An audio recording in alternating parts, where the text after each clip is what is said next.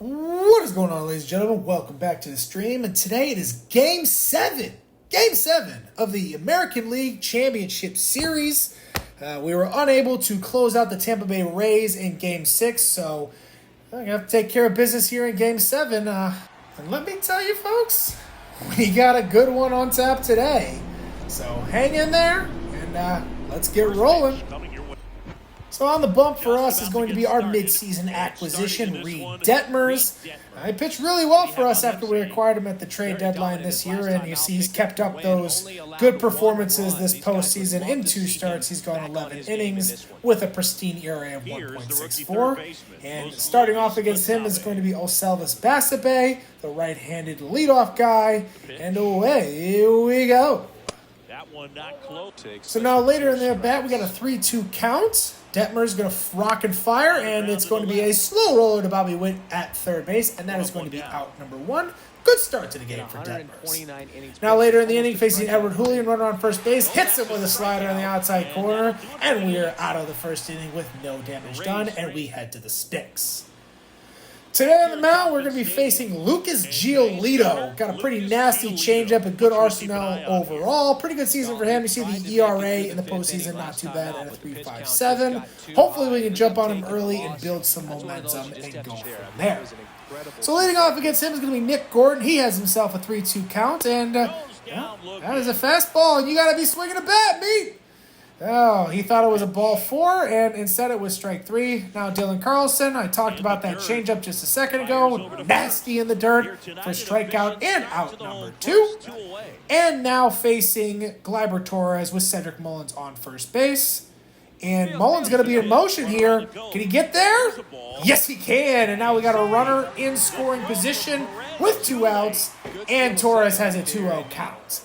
But later in the at-bat, it's now a 3-2 count. What can Torres do? Can he get that runner home from second? No, he's blown away with a high heat above the letters, and Giolito works out of an early jam. Back on the bump, Reed Detmers. He's got his changeup working today. That's going to be strikeout number 2 for him already early in this one. Now facing Randy Arozarena, blows him away with a 94-mile-an-hour fastball at the top of the zone. So both pitchers are cruising early here. Now with Giolito back in the bump, he's facing Vinny Pasquantino. That's going to be strikeout number 4. Lucas Giolito has settled in very quickly, and he is rolling in this one. Now with Bobby Witt at the dish, Giolito on a 1-2 count. Ooh, gets him on that changeup low in the zone. That is 5 strikeouts already for Giolito. He is cruising early on, but Gavin Cross is going to be able to break it up, right? Right? No, that's strike number 3 and strikeout number 6 for Giolito. The boy is cooking with gas. His second straight inning with 3 strikeouts as he goes 1, a 2, a 3 in this one. Now on the top of the third, Detmers facing Basabe on a 3-2 count. Is that a swing? No, he's not able to get him going. And now the Rays have first and second with nobody out. Trying to threaten to get a run here, but that is only going to be a light fly ball to center field. Cedric Mullins is all over that for out number 1. Detmers trying to work out of this jam here in the third and keep it even at 0-0. Now facing Wander Franco. That is a soft pop fly that is going to lead to an infield fly rule and out number 2. Can Detmers tiptoe around danger? No, he cannot. Hard hit line drive just past the glove of Oswald Peraza at shortstop, and that is going to be the go-ahead run for the Tampa Bay Rays here early in this one. Looking back at this one, I thought that Peraza could make a play on this, but he just couldn't get over there fast enough, and it skips under his glove, and we now have a 1-0 deficit. But Detmers bounces back, facing Jonathan Aranda. He's going to get a fly ball to left field.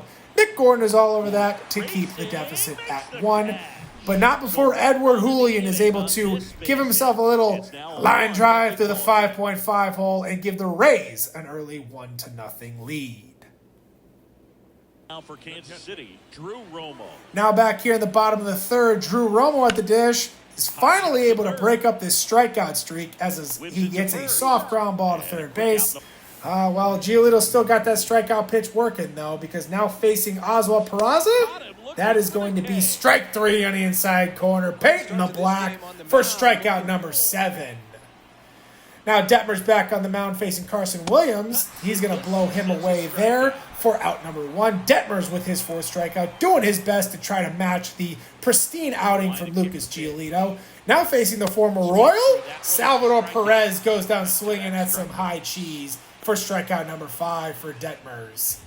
And not to be outdone by Giolito, he's going to strike out 3 in this inning as well, and we are through 3.5. And the score is still 1-0. Dylan Carlson at the dish trying to get anything going against Lucas Giolito, but that circle change was on fire all day. Strikeout number 8. Now Torres at the dish with Mullins on first base. Mullins is going to swipe his 2nd bag of the day and give Torres another RBI opportunity with ducks on the pond. Now on a 2-1 count, Torres trying to get Mullins home, and he's going to hit just a chopper to second base. Does move up Mullins to third base, but there are now 2 outs, and it's going to come down to big old Vinny. Vinny, what can you do?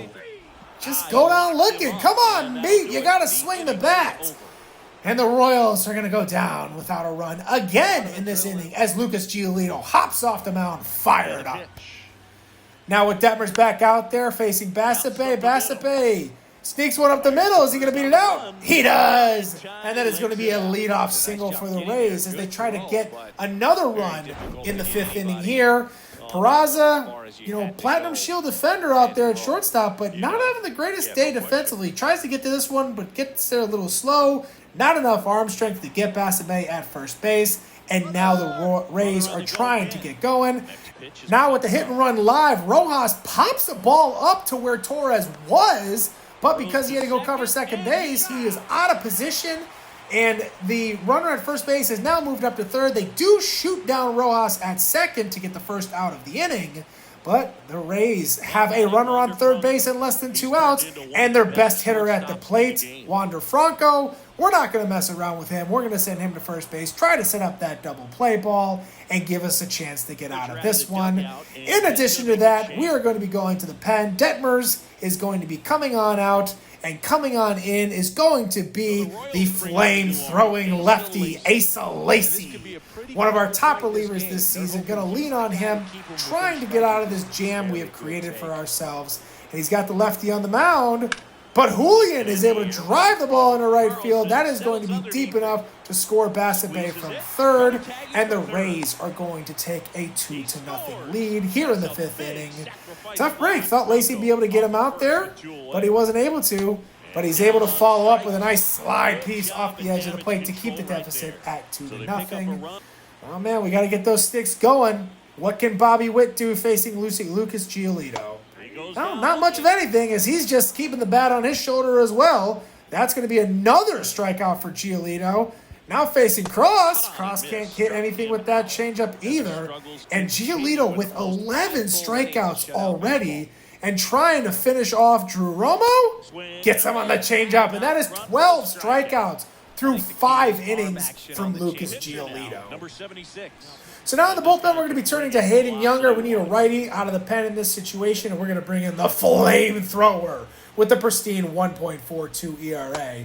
And he is going to strike out Carson Williams to face his first hitter. Now facing Salvi Perez.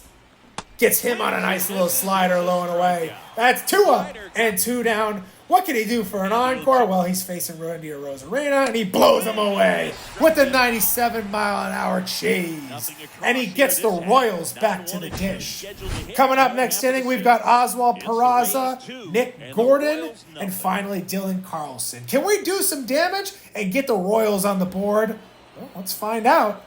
Oswald Peraza with an 0-2 count, faking Lucas Giolito. Ooh, you could have seen that one coming from a mile away. Nasty circle change in the dirt. That is strikeout number 13. Now Nick Gordon, our leadoff hitter, trying to get something going. Well, that's not going to get it done. Lazy fly ball to right field for out number 2. Royals still not able to do anything, hoping that Dylan Carlson can try to get something going here with 2 outs. And he's going to get jammed on the hands for a light ground out to first base. And Giolito is through 6, cruising. Here goes the runner. Now here in the bottom of the 7th inning, Bassett Bay going to be on his horse once again, swiping second base, and now the Rays are threatening to score again. And think about going to third base here with Younger, but I decided to swallow it and throw it to first base, get that second out. And now runner on third base, 2 outs. The Rays are looking for a clutch hit. We're looking for a clutch out. We have Franco at the dish. We are not going to mess with him again. We're going to send him to first base. We do not want to let their best hitter hit in this situation. Instead, we're going to turn to Angel Zerpa, another one of our top relievers. Truly a steady reliever all throughout this franchise. He's definitely going to get us out of this one. Right, folks? Right? Tell me I'm right, please? Well, Edward Julian says, I came here to do a job and send us to the World Series, and that is going to be his 3rd RBI of the game. Edward Julian has become a Royals killer, but the Rays are not able to add any more as Jonathan Aranda pops out nice and easy to end the top of the 7th inning, but not before. Man, this guy has just been impossible to get out in clutch situations today, and the Rays lead 3-0. As we've only been held to 1 hit. Can we do something in this situation? Big Cedric, let him know. Boom! Perfect line drive. Does it have enough? No, off the top of the wall. But that is going to be a stand-up double for Cedric Mullins. And now we are cooking with gas, trying to get our first run scored of the game and try to get back into this one. See that? Giolito made a mistake pitch. Finally made a mistake pitch. And left one up in the zone, and Mullins was ready for it and capitalized. Now Torres, boom! He hits a perfect line drive to center field, and that is going to be our first run scored of the game. Finally, in the middle of the order, getting it done. Mullins bangs one off the wall, and then Torres follows it up by sending a scorcher right back from whence it came. And now we are down 3-1, and we are going to be chasing Lucas Giolito from this game. A really phenomenal start from him all around. I believe he finished with 13 strikeouts. We weren't able to get to him until this 7th inning, but hey, now we've got ducks on the pond, and we've got a chance to cut down in this lead and maybe even get back into this one and tie it up. But we're going to have to do it against Taylor Rogers, a very strong left-handed reliever out of the pen. And because of that, we're going to be pinch hitting Sam Haggerty for Vinny Pasquantino to get that righty-on-lefty matchup. This is what we picked up Haggerty for. One of the reasons is he's a lefty smasher, and he hits one down the line in right field. And we are going to have Torres going from first to third, and we got him on the corners with nobody out. Let's go, Sam. Big knock right there. Big knock. Now with Bobby Witt at the dish, Haggerty also has some speed. He's taking off for second base. He's going to be in there. But unfortunately, Haggerty is going to hurt himself. Pretty seriously, in fact, so much so that he is going to be out for the remainder of the playoffs if we are able to even make it beyond this game. So we are going to have to replace him with Christian Bethancourt. And now coming to the dish is the big clutch hitter, Bobby Witt.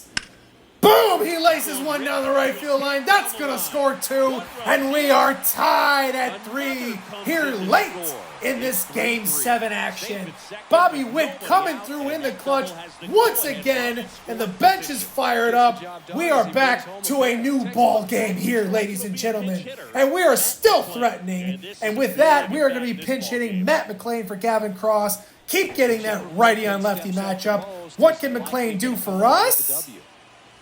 Well, not much, apparently, because that is a lazy ground ball. Oh, he pulled him off the bag, and everybody's safe. Oh, that is a critical mistake by Yoselvis Bassett Bay, making a bad throw to first base to let Matt McLain beat it out there. I know McLain's got some good speed, but you got to settle in and lock in this situation. And now we have first and second with nobody out, and Drew Romo at the dish. What can he do? Now that's not going to get it done. Just a lazy fly ball to right field. But with the speed of Bobby Witt at second base, he is going to easily move up to third base. And now we have that runner at third with less than 2 outs. And big Oswald Peraza coming to the dish. Check out the numbers on the postseason. A 370 average, a greater than 1,000 OPS, and 4. Count them, 4 bombs. What can he do in this clutch situation? No, you can't do that, Oswald. It's a 5-4 to 3 inning-ending double play rally killer.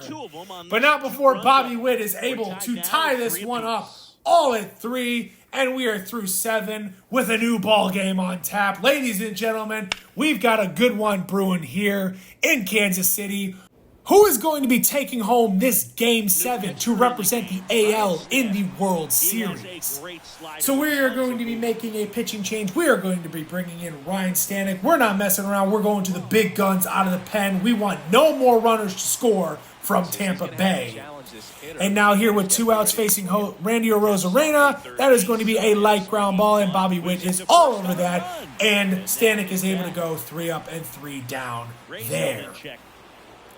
Now, we got through the next couple innings without anyone doing any real damage or making any real noise. But now here at the top of the 10th inning, Rowan Wick gets smoked the other way by who else? Edward Julian. With nobody out, that is going to be a leadoff double. And the Rays are threatening here to take the lead. But Wick says, I'm going to reach back for a couple extra miles per hour. And he blows that fastball right past the hitter. That is his 3rd strikeout right there. Check out the replay. Wick giving up that double is not going to be phased at all. He's a big-time closer for us. And, well, he's going to get another lazy fly ball out to left field. Carson Williams not able to do anything. And now the Rays are possibly going to be leaving a duck on the pond following a leadoff double. Can Wick work out of this? Facing Salvador Perez, swing and a miss, strike 3. And that is the end of the top of the 10th inning. Rowan Wick works around a leadoff double, and we head back to the sticks in the bottom half of the 10th. Can we get this walk-off win? Well, we're going to have to be facing Evan Reifert to do it. Check out the ERA for him, 1.93, but he's given up quite a few hits to both sides of the plate. And Drew Romo coming up with a timely hit here. Driving one down the left field line. He's going to get to second base with ease and a stand-up double. Man, Drew Romo's had some clutch hits. His average hasn't been great this postseason, but he's had some key hits and key moments. And can this be another one? See, the bench is all fired up. And now Oswald Peraza, a chance to make up for his last at-bat. It's not going to get it done. That is a soft line out to shortstop. Thought he hit that ball on the screws, but not quite enough exit velo. So now we turn the batting order over, and here's Nick Gordon.